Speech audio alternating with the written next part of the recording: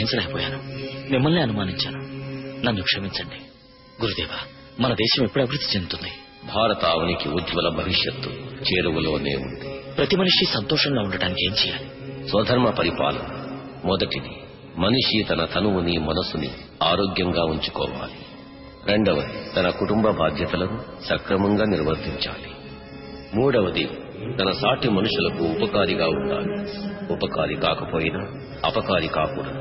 ఈ ధర్మాలను పాటించే మనిషి తను సంతోషంగా ఉంటాడు, సాటి వారి ప్రేమను పొందుతాడు.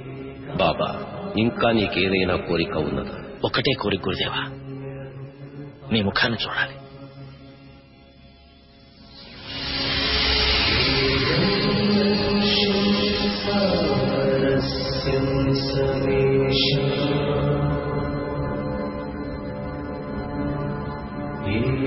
గురుదేవా,